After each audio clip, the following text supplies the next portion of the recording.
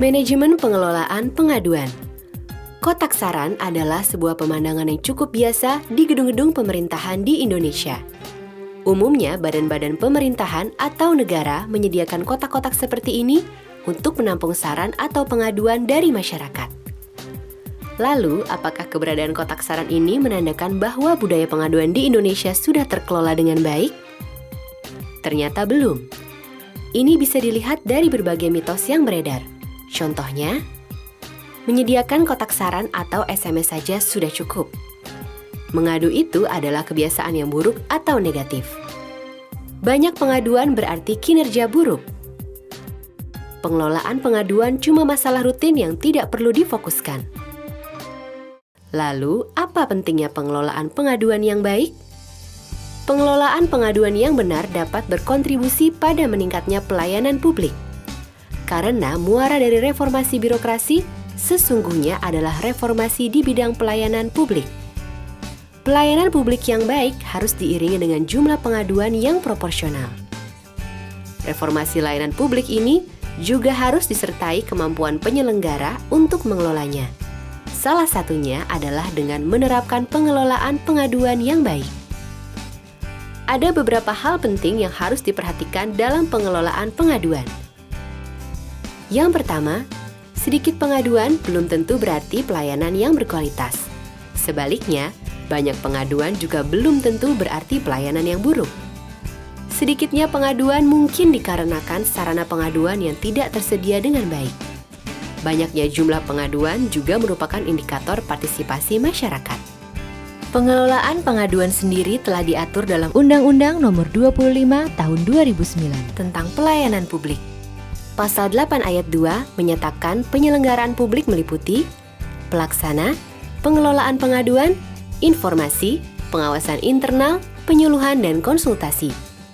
Pasal 18 huruf G menyatakan masyarakat berhak mengadukan penyelenggara yang melakukan penyimpangan.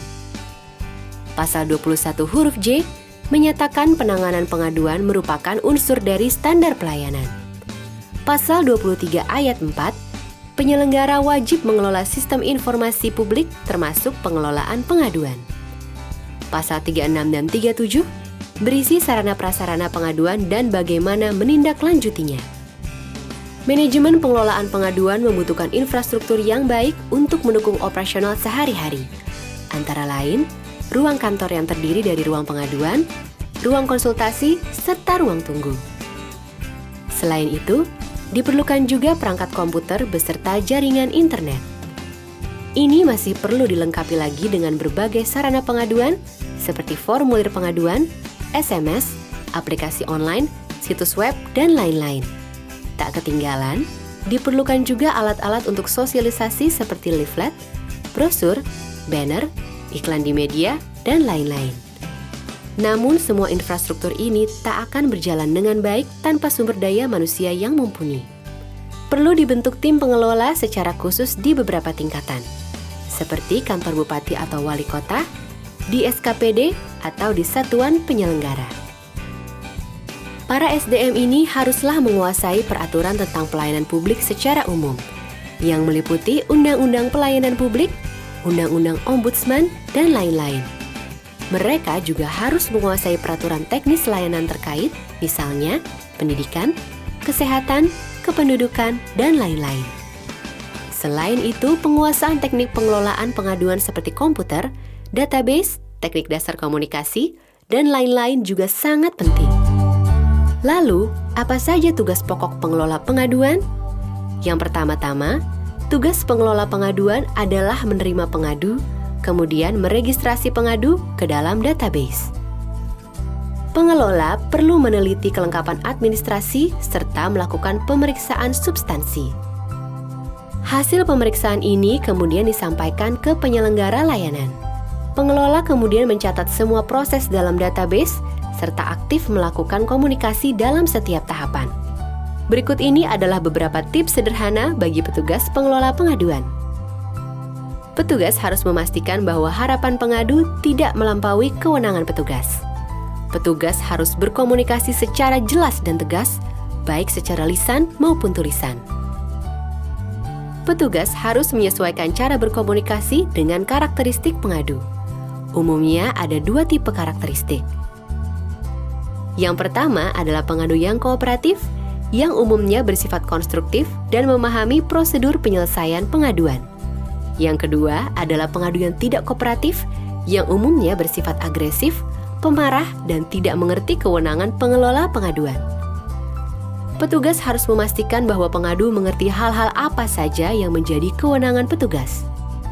Petugas harus membangun kesadaran pengadu agar mereka juga bisa memperlakukan petugas dengan baik dan hormat, sehingga bisa terjalin kerjasama demi mencari solusi. Petugas harus bisa menemukan inti keluhan pengadu. Petugas harus bisa menghindari terjadinya penundaan yang berlarut dalam pelayanan. Pengaduan adalah budaya yang penting demi membangun sistem pelayanan publik yang baik dan teratur. Pengaduan memberikan kesempatan pada masyarakat untuk menyampaikan keluhan dan usulan, serta memberikan peluang kepada para penyelenggara layanan publik untuk menilai secara terbuka pelayanan yang telah berjalan, serta mencari cara untuk selalu berkembang dan memperbaiki diri. Dengan adanya manajemen pengelolaan pengaduan yang baik, diharapkan alur komunikasi pengaduan dapat berjalan dengan lebih baik dan tidak sekedar menjadi ajang berkeluh kesah, namun menjadi sarana komunikasi demi mencapai pelayanan yang lebih baik.